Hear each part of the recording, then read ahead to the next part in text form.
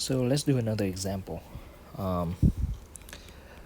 Let's find the probability that z is greater than negative 1.2. So now, if you apply the formula that we derived earlier, then this is going to be equal to 1 minus the probability that z is less than or equal to negative 1.2. And now we just need to look for the probability that z is less than or equal to negative 1.2 in the table. So let's do that. Let's go to our table. We want the probability that z is less than or equal to negative 1.2. So negative 1.2 can be technically written as negative 1.20, right? So the first part of this number is negative 1.2, and the second part of this number is 0.00. Right? So what we want to do is we want to go to row negative 1.2. So it's going to be this row, and we look under column labeled 0.00. If you do that, you're going to find a probability of 0.1151. So the probability that z is less than or equal to negative 1.2 is 0.1151.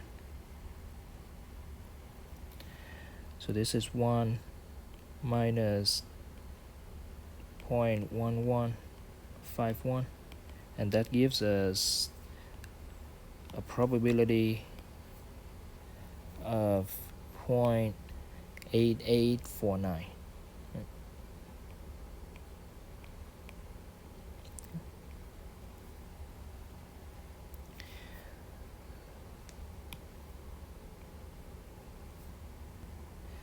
Now, if you recall from the previous video, the formula that I wrote up was the probability that z is greater than or equal to z sub 0 equals 1 minus the probability that z is less than or equal to z sub 0.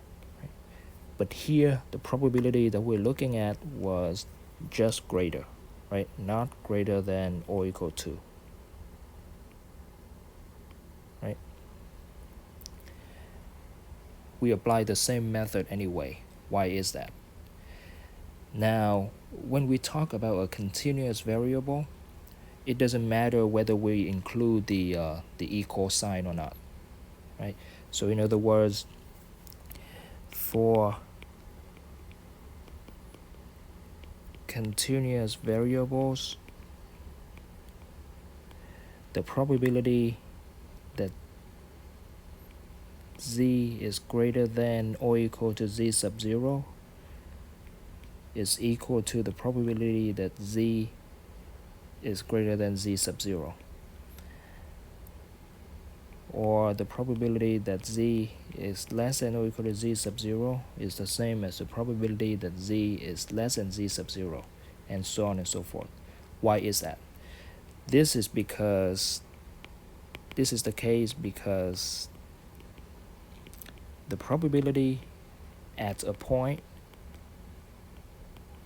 is exactly 0. Right? We talked about this way back when we first talked about continuous probability distributions, right? And because of the fact that the probability at a single point is 0, whether you include it in the in your notation or not doesn't really matter. Okay.